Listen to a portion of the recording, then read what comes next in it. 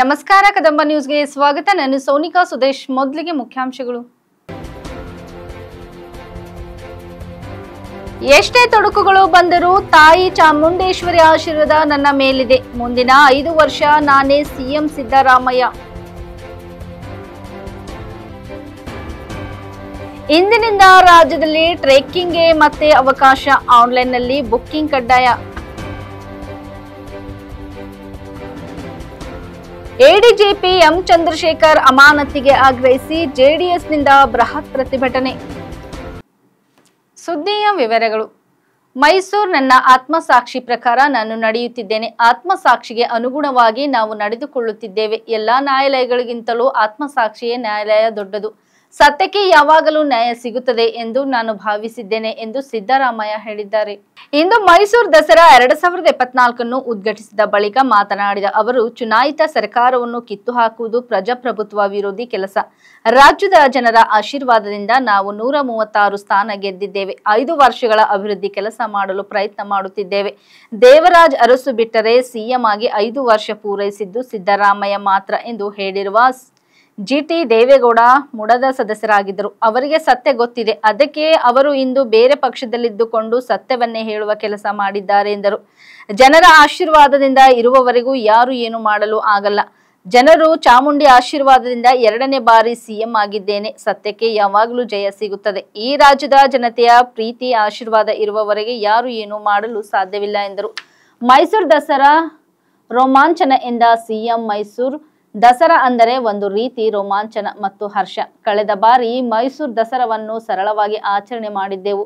ಈ ಬಾರಿ ಅದ್ದೂರಿಯಾಗಿ ನಾಡ ಹಬ್ಬವಾಗಿ ಮೈಸೂರು ದಸರಾ ಆಚರಣೆಗೆ ನಿರ್ಧಾರ ಮಾಡುತ್ತಿದ್ದೇವೆ. ಈ ಬಾರಿ ರಾಜ್ಯದಲ್ಲಿ 98.99% ಬಿತ್ತನೆ ಕಾರ್ಯ ಆಗಿದೆ. ನಮ್ಮ ನಿರೀಕ್ಷೆಗಿಂತ ಹೆಚ್ಚು ಬೆಳೆ ಬೆಳೆಯಲೆಂದು ಪ್ರಾರ್ಥನೆ ಮಾಡುತ್ತೇನೆ ಎಂದರು. ಶುಭಾಶಯಗಳನ್ನು ಕೋರ್ಲಿಕ್ಕೆ ಬಯಸ್ತಾ ಇದ್ದೇನೆ.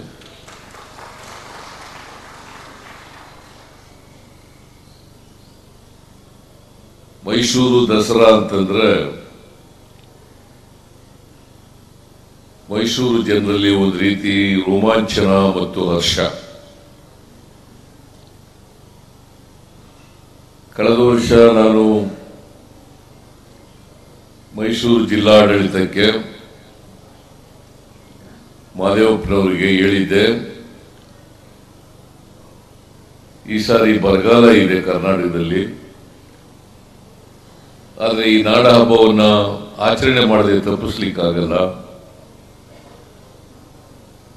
ಸರಳವಾಗಿ ಅರ್ಥಪೂರ್ಣವಾಗಿ ಆಚರಣೆ ಮಾಡಿ ಅಂತ ಹೇಳಿದ್ದೆ.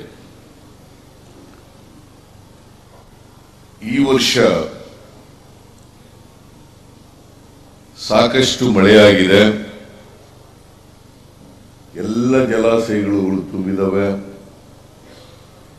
ಈಗಾಗಲೇ ಡಿ.ಕೆ. ಶಿವಕುಮಾರ್ ಅವರು ಹೇಳಿದ್ದಾರೆ, ಕಾವೇರಿ, ಕಬಿನಿ, ಅಪ್ಪರ್ ಕೃಷ್ಣ, ತುಂಗಭದ್ರಾ ಈ ನದಿಗಳಿಗೆಲ್ಲ ತುಂಬಿ ಬಾಗಿನವನ್ನು ನಾವು ಅರ್ಪಿಸಿದ್ದೀವಿ.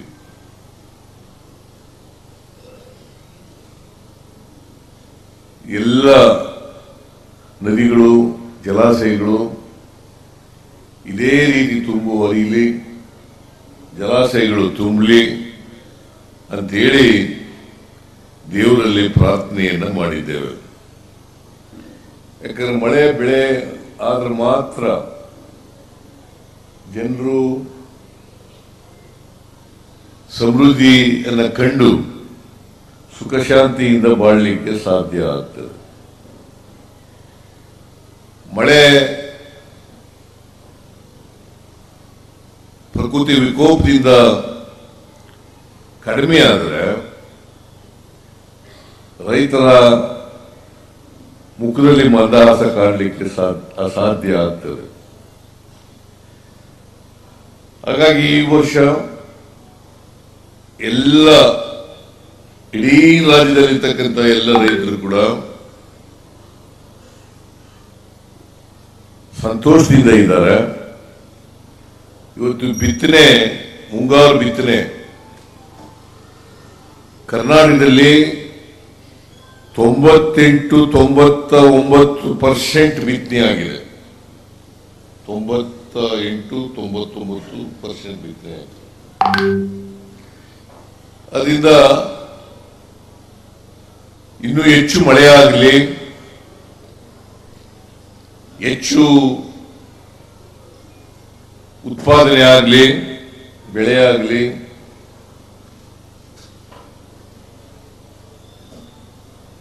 ನಮ್ಮ ನಿರೀಕ್ಷೆಗಿಂತ ಮೀರಿ ಬೆಳೆ ಬೆಳೀಲಿ ಅಂತೇಳಿ ನಾನು ಚಾಮುಂಡೇಶ್ವರಿ ತಾಯಿಯನ್ನ ಪ್ರಾರ್ಥನೆ ಮಾಡ್ತಕ್ಕಂಥ ಕೆಲಸವನ್ನು ಮಾಡ್ತಾ ಇದ್ದೀನಿ. ಅದಕ್ಕೆ ಈ ವರ್ಷ ಹೇಳಿದೆ ನಾನು, ದಸರಾ ಮಹೋತ್ಸವ ಅದ್ದೂರಿಯಾಗಿ ಮಾಡಬೇಕು, ಜೊತೆಗೆ ನಾಡ ಹಬ್ಬವಾಗಿ ಆಚರಣೆ ಮಾಡಬೇಕು, ಜನರ ಹಬ್ಬವಾಗಿ ಆಚರಣೆ ಮಾಡಬೇಕು. ಇದು ಅಧಿಕಾರಿಗಳ ಹಬ್ಬ ಆಗಬಾರ್ದು ಅಂತೇಳಿ ಬಹಳ ಸ್ಪಷ್ಟವಾಗಿ ಡಾಕ್ಟರ್ ಎಸ್.ಸಿ. ಮಹದೇವಪ್ಪನವರಿಗೆ ಹೇಳಿದ್ದೇನೆ. ಯಾಕಂದ್ರೆ ಅವರು ದಸರಾ ಉತ್ಸವ ಸಮಿತಿಯ ಉಪಾಧ್ಯಕ್ಷರಾಗಿದ್ದಾರೆ, ಕಾರ್ಯಕಾರಿ ಸಮಿತಿಯ ಅಧ್ಯಕ್ಷರಾಗಿದ್ದಾರೆ. ಅವರಿಗೆ ಹೇಳಿ ಈ ಸಾರಿ ದಸರಾ ಬಹಳ ಅದ್ದೂರಿಯಾಗಿ ಮಾಡಬೇಕು, ಜನರು ಹೆಚ್ಚು ಜನ ಭಾಗವಹಿಸಬೇಕು, ಹೆಚ್ಚು ಜನ ಭಾಗವಹಿಸಿ ದಸರಾದಲ್ಲಿ. ಇದು 9 ದಿನಗಳ ಕಾಲ ನವರಾತ್ರಿ ನಡೀತದೆ. 9 ದಿನಗಳ ಕಾಲ ನವರಾತ್ರಿ ನಡೀತದೆ. 10ನೇ ದಿನವನ್ನು ವಿಜಯದಶಮಿ ಅಂತ ನಾವು ಕರಿತೀವಿ, ದಶಮಿ ಅಂತ ಕರಿತೀವಿ. ಅವತ್ತು ಜಂಬೂ ಸವಾರಿ ನಡೀತದೆ. ಚಾಮುಂಡೇಶ್ವರಿ ತಾಯಿಗೆ ಅವತ್ತು ಪುಷ್ಪಾರ್ಚನೆಯನ್ನು ಮಾಡ್ತೀವಿ. ನಾವು ಅರಮನೆಯಲ್ಲಿ ಪುಷ್ಪಾರ್ಚನೆಯನ್ನು ಮಾಡ್ತೀವಿ. ಇವತ್ತು ಉದ್ಯುಕ್ತವಾಗಿ ಹಂಪ ನಾಗರಾಜಯ್ಯನವರಿಂದ ಉದ್ಘಾಟನೆ ಆಗಿದೆ. ಸಿದ್ದರಾಮಯ್ಯನ ಮೇಲೆ ಇರೋವರೆಗೆ ಯಾರು ಕೂಡ ಏನು ಮಾಡಲಿಕ್ಕೆ ಸಾಧ್ಯ ಇಲ್ಲ. ತಾಯಿ ಚಾಮುಂಡೇಶ್ವರಿ, ನಾನು ಈ ಕ್ಷೇತ್ರದಲ್ಲಿ 5 ಬಾರಿ ಗೆದ್ದಿದ್ದೀನಿ, 5 ಬಾರಿ ಗೆದ್ದಿದ್ದೀನಿ. 8 ಚುನಾವಣೆಗಳನ್ನು ಮಾಡಿದ್ದೀನಿ. 3 ಸಾರಿ ಇಲ್ಲ ಟಿ.ಟಿ. ದೇವೇಗೌಡ ಸೋತಿರೋದು. ನೀನೇ ಒಂದ್ಸರಿ ಸೋಲಿಸ್ಬಿಟ್ಟಿಲ್ಲಪ್ಪ ನನಗೆ.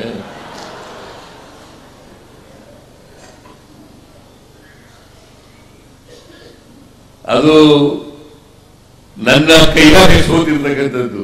ಅದೇನೇ ಇಲ್ಲಿ, ನಾನು ಅದರ ಬಗ್ಗೆ ವ್ಯಾಖ್ಯಾನ ಮಾಡಕ್ ಹೋಗಲ್ಲ. ಚಾಮುಂಡೇಶ್ವರಿ ಆಶೀರ್ವಾದ, ಚಾಮುಂಡೇಶ್ವರಿ ಕ್ಷೇತ್ರದ ಆಶೀರ್ವಾದ, ಜನರ ಆಶೀರ್ವಾದ ಇರೋದ್ರಿಂದ ಇವತ್ತು 2 ಬಾರಿ ಮುಖ್ಯಮಂತ್ರಿ ಆಗ್ತಕ್ಕಂಥ ಅವಕಾಶ ಸಿಕ್ಕಿರ್ತಕ್ಕಂಥದ್ದು. ಇದನ್ನ ವರ್ಣಾದಲ್ಲಿ 3 ಬಾರಿ ಗೆದ್ದಿದ್ದೀನಿ, ಬಾರಾಮಿನಲ್ಲಿ ಒಮ್ಮೆ ಗೆದ್ದಿದ್ದೀನಿ. ಬಾರಾಮಿ ಕ್ಷೇತ್ರದಲ್ಲಿ ಅಲ್ಲಿ ಹೋಗಿ 1 ಸಾರಿ ಗೆದ್ದಿದ್ದೀನಿ, 3 ಸಾರಿ ವರ್ಣಾದಲ್ಲಿ ಗೆದ್ದಿದ್ದೀನಿ, 5 ಬಾರಿ ಇಲ್ಲಿ ಚಾಮುಂಡೇಶ್ವರಿ ಗೆದ್ದಿದ್ದೀನಿ. ಒಟ್ಟು 9 ಚುನಾವಣೆಗಳಲ್ಲಿ ಗೆದ್ದಿದ್ದೇನೆ. ನಾನು ಮಂತ್ರಿಯಾಗಿನೇ 40 ವರ್ಷಗಳಾಯಿತು.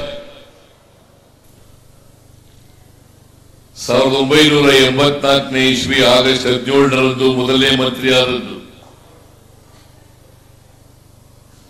ಈಗ ಸುಮಾರು 40 ವರ್ಷಗಳು ತುಂಬೋಗಿದ್ದಾವೆ.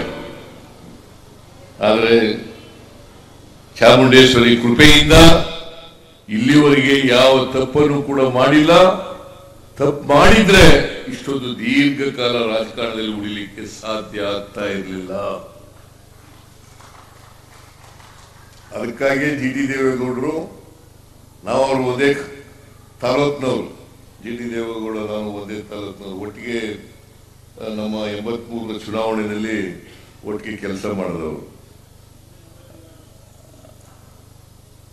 ಈಗ ಅವರೇ ಶಾಸಕರಾಗಿದ್ದಾರೆ, ಮಂತ್ರಿನೂ ಆಗಿದ್ದಾರೆ, ಮಾಜಿ ಮಂತ್ರಿನೂ ಆಗಿದ್ದಾರೆ. ಸತ್ಯಕ್ಕೆ ಜಯ ಸಿಗ್ತದೆ ಅಂತ ಹೇಳಿರ್ತಕ್ಕಂಥದ್ದು ಇನ್ನಷ್ಟು ನನಗೆ ಬಲ ಬಂದಿದೆ ಅಂತಕ್ಕಂಥ ಮಾತುಗಳನ್ನು ಹೇಳಲಿಕ್ಕೆ ಬಯಸ್ತಾ ಇದ್ದಾರೆ. ಹಾಗಾಗಿ GT ದೇವೇಗೌಡರಿಗೆ ಧನ್ಯವಾದಗಳನ್ನು ಹೇಳಲಿಕ್ಕೆ ಬಯಸ್ತಾ ಇದ್ದೇನೆ.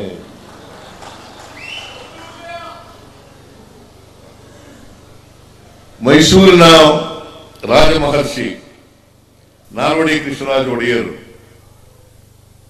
ಬಹಳಷ್ಟು ಅಭಿವೃದ್ಧಿ ಕೆಲಸಗಳನ್ನ ಮೈಸೂರು ರಾಜ್ಯಕ್ಕೆ ಮಾಡಿದ್ದಾರೆ. ಅವರನ್ನ ಈ ಸಂದರ್ಭದಲ್ಲಿ ಸ್ಮರಿಸಿರ್ತಕ್ಕಂಥದ್ದು ಅತ್ಯಂತ ಸೂಕ್ತ ಅಂತೇಳಿ ನಾನು ಭಾವಿಸ್ಕೊಂಡಿದ್ದೇನೆ. ಕುಮಾರ ಪರ್ವತ ಸೇರಿದಂತೆ ರಾಜ್ಯದ ಕೆಲವು ಅರಣ್ಯ ಪ್ರದೇಶಗಳಲ್ಲಿ ಇಂದು ಗುರುವಾರದಿಂದ ಚಾರಣಕ್ಕೆ ಅನುಮತಿ ನೀಡಲಾಗುವುದು ಎಂದು ಅರಣ್ಯ ಮತ್ತು ಪರಿಸರ ಖಾತೆ ಸಚಿವ ಈಶ್ವರ್ ಪಿ ಖಂಡ್ರೆ ಹೇಳಿದ್ದಾರೆ. ಜನದಟ್ಟಣೆ ಮತ್ತು ಟ್ರೆಕಿಂಗ್ ಮಾರ್ಗಗಳಲ್ಲಿ ಕಸ ಎಸೆಯುವ ಜಾಗಗಳನ್ನು ಹಾಳು ಮಾಡುತ್ತಿರುವ ಬಗ್ಗೆ ದೂರುಗಳು ಸಾಕಷ್ಟು ಬಂದ ಹಿನ್ನೆಲೆಯಲ್ಲಿ ಕೆಲವು ತಿಂಗಳ ಹಿಂದೆ ಸ್ಥಗಿತಗೊಳಿಸಲಾಗಿತ್ತು. ಇದೀಗ ಮತ್ತೆ ಟ್ರೆಕಿಂಗ್ ಪುನಾರಂಭ ಮಾಡಿದ್ದು ಚಾರಣಿಗರು ಈಗ ಅರಣ್ಯ ಇಲಾಖೆಯ ವೆಬ್ಸೈಟ್ ಮೂಲಕ ಟಿಕೆಟ್ ಕಾಯ್ದಿರಿಸಬೇಕಾಗುತ್ತದೆ. 70ನೇ ವನ್ಯಜೀವಿ ಸಪ್ತಾಹದ ಅಂಗವಾಗಿ ಕಬ್ಬನ್ ಪಾರ್ಕ್ನಿಂದ ಲಾಲ್ಬಾಗ್ ವರೆಗೆ ನಡೆದ ವಾಕ್ಥಾನ್ ಉದ್ಘಾಟಿಸಿ ಸಚಿವರು ಮಾತನಾಡಿದರು. ನಟ ರಿಷಬ್ ಶೆಟ್ಟಿ, ಅರಣ್ಯಾಧಿಕಾರಿಗಳು, ಸಂರಕ್ಷಣಾ ತಜ್ಞರು, ನಿಸರ್ಗ ಪ್ರೇಮಿಗಳು ವಾಕ್ಥಾನ್ನಲ್ಲಿ ಭಾಗವಹಿಸಿದರು. ಅರಣ್ಯ ಇಲಾಖೆ ಮತ್ತು ಪರಿಸರ ಪ್ರವಾಸೋದ್ಯಮ ಅಭಿವೃದ್ಧಿ ಮಂಡಳಿಗೆ ಚಾರಣ ಮಾರ್ಗಗಳನ್ನು ಒಯ್ಯುವ ಸಾಮರ್ಥ್ಯದ ಅಧ್ಯಾಯವನ್ನು ಕೈಗೊಳ್ಳಲು ಸೂಚಿಸಲಾಗಿದೆ. ಏಕೆ ಗವಾಕ್ಷಿ ಸಹ ಘೋಷಿಸಲಾಗಿತ್ತು. ಇನ್ನು ಮುಂದೆ ಟ್ರೆಕಿಂಗ್, ಸಫಾರಿ, ಅರಣ್ಯ ಅತಿಥಿಗೃಹಗಳು ಮತ್ತು ಬೋಟಿಂಗ್ಗೆ ಬುಕ್ಕಿಂಗ್ಗಳನ್ನು ಇಲಾಖೆಯ ವೆಬ್ಸೈಟ್ ಮೂಲಕ ಮಾಡಬೇಕಾಗಿದೆ ಎಂದು ಹಿರಿಯ ಅರಣ್ಯ ಅಧಿಕಾರಿಯೊಬ್ಬರು ತಿಳಿಸಿದ್ದಾರೆ. ಕೇಂದ್ರ ಸಚಿವರಾಗಿರುವ ಎಚ್ ಡಿ ಕುಮಾರಸ್ವಾಮಿ ಅವರ ಬಗ್ಗೆ ಕೆಟ್ಟ ಪದ ಬಳಕೆ ಮಾಡಿರುವ ಕರ್ನಾಟಕ ಲೋಕಾಯುಕ್ತ ವಿಶೇಷ ತನಿಖಾ ದಳದ ಮುಖ್ಯಸ್ಥರಾಗಿರುವ ಎಡಿಜಿಪಿ ಎಂ ಚಂದ್ರಶೇಖರ್ ಅವರನ್ನು ಸೇವೆಯಿಂದ ಅಮಾನತುಗೊಳಿಸಬೇಕು ಎಂದು ಆಗ್ರಹಿಸಿ ಜೆಡಿಎಸ್ ಜಿಲ್ಲಾ ಘಟಕದಿಂದ ಪ್ರತಿಭಟನೆ ನಡೆಸಲಾಯಿತು. ಬೀದರ್ ನಗರದ ಗಣೇಶ್ ಮೈದಾನದ ಬಳಿಯ ಜೆಡಿಎಸ್ ಜಿಲ್ಲಾ ಕಚೇರಿಯಿಂದ ಜಿಲ್ಲಾಧಿಕಾರಿಗಳ ಕಚೇರಿಯವರೆಗೂ ಗುರುವಾರ ಪ್ರತಿಭಟನಾ ಮೆರವಣಿಗೆ ನಡೆಸಿದ ಜೆಡಿಎಸ್ ನಾಯಕರು ಜಿಲ್ಲಾಧಿಕಾರಿಗಳ ಮೂಲಕ ರಾಜ್ಯಪಾಲರಿಗೆ ಮನವಿ ಸಲ್ಲಿಸಿದರು. ಜೆಡಿಎಸ್ ಜಿಲ್ಲಾಧ್ಯಕ್ಷರಾಗಿರುವ ರಮೇಶ್ ಪಾಟೀಲ್ ಸೋಲ್ಪುರ್ ಅವರ ನೇತೃತ್ವದಲ್ಲಿ ಪ್ರತಿಭಟನೆ ನಡೆಸಿದ ಜೆಡಿಎಸ್ ನಾಯಕರು ಭ್ರಷ್ಟಾಚಾರ, ದುರ್ನಡತೆ ಮತ್ತು ಮುಂತಾದ ಕ್ರಿಮಿನಲ್ ಕೇಸ್ಗಳಲ್ಲಿ ಭಾಗಿಯಾಗಿರುವ ಕರ್ನಾಟಕ ಲೋಕಾಯುಕ್ತ ವಿಶೇಷ ತನಿಖಾ ದಳದ ಮುಖ್ಯಸ್ಥರಾಗಿರುವ ಎಡಿಜಿಪಿ ಎಂ ಚಂದ್ರಶೇಖರ್ ಅವರನ್ನು ಕೂಡಲೇ ಭಾರತೀಯ ಪೊಲೀಸ್ ಸೇವೆಯಿಂದ ಅಮಾನತು ಮಾಡಬೇಕು. ಎಂ ಚಂದ್ರಶೇಖರ್ ಅವರು ಕರ್ನಾಟಕ ರಾಜ್ಯದಲ್ಲಿ ಸೇವೆ ಸಲ್ಲಿಸುತ್ತಿರುವ IPS 1998ನೇ ಬ್ಯಾಚಿನ ಕೇಡರ್ ಅಧಿಕಾರಿಯಾಗಿದ್ದು ಜೆಡಿಎಸ್ ನಾಯಕರು ಕೇಂದ್ರ ಸಚಿವರಾಗಿರುವ ಎಚ್ ಡಿ ಕುಮಾರಸ್ವಾಮಿ ಅವರ ಬಗ್ಗೆ ಅವಹೇಳನಕಾರಿಯಾಗಿ ಅತಿ ಕೆಟ್ಟ ಪದ ಬಳಕೆ ಮಾಡಿದ್ದಾರೆ. ಕರ್ನಾಟಕದ ಮಾಜಿ ಮುಖ್ಯಮಂತ್ರಿಗಳು ಹಾಗೂ ರೈತರ ಕಣ್ಮಣಿಯಾದ ಇವರಿಗೆ ಅವಮಾನ ಮಾಡಿ ಮಾತನಾಡಿದ ಈ ದುರ್ನಡತೆಯ ಅಧಿಕಾರಿಯನ್ನು ಕೂಡಲೇ ಭಾರತೀಯ ಪೊಲೀಸ್ ಸೇವೆಯಿಂದ ಅಮಾನತು ಮಾಡಲು ಆಗ್ರಹಿಸುತ್ತೇವೆ ಎಂದು ಬರೆದಿರುವ ಮನವಿ ಪತ್ರವನ್ನು ಜಿಲ್ಲಾಧಿಕಾರಿಗಳ ಮೂಲಕ ರಾಜ್ಯಪಾಲರಿಗೆ ಸಲ್ಲಿಸಿದರು. ಈ ಸಂದರ್ಭದಲ್ಲಿ ಜೆಡಿಎಸ್ ಜಿಲ್ಲಾಧ್ಯಕ್ಷರಾಗಿರುವ ರಮೇಶ್ ಪಾಟೀಲ್ ಸೋಲ್ಪುರ್, ಜಿಲ್ಲಾ ಪ್ರಧಾನ ಕಾರ್ಯದರ್ಶಿ ಅಶೋಕ್ ಕೊಡ್ಗೆ, ಪ್ರಮುಖರಾದ ದೇವೇಂದ್ರ ಸೋನಿ, ರಾಜು ಕಡ್ಯಾಳ್, ಐಲಿಜಾನ್ ಮಠಪತಿ, MD ಅಸೋಮುದ್ದೀನ್, ಸಜ್ಜದ್ ಸಾಹೇಬ್, ರಾಜಶೇಖರ್ ಜವಳೆ, ಬಸವರಾಜ್ ಹಾರೂರ್ಗೇರಿ, ಮೊಕ್ಸದ್ ಅಲಿ, ಶಿವಪುತ್ರ ಮಾಳ್ಗೆ ಸೇರಿದಂತೆ ಅನೇಕರು ಇದ್ದರು.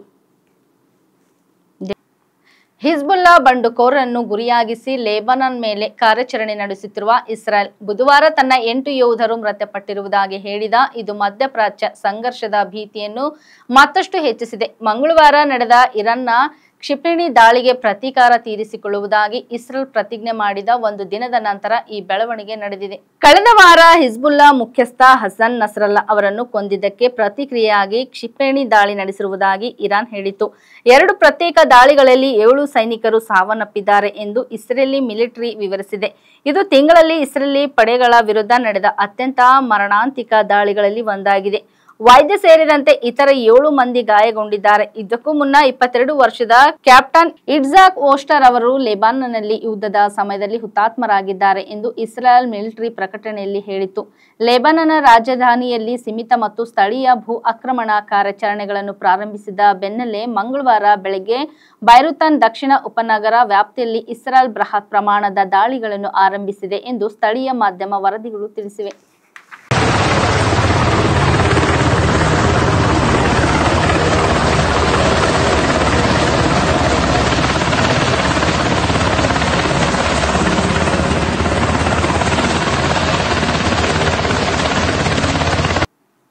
ಇಲ್ಲಿವರೆಗೆ ಸುದ್ದಿ ಕೊಟ್ಟಿದ್ದು ನಾನು ಸೋನಿಕಾ ಸುದೇಶ್. ಮುಂದಿನ ಸುದ್ದಿಯೊಂದಿಗೆ ಮತ್ತೆ ಭೇಟಿಯಾಗೋಣ. ವಂದನೆಗಳು.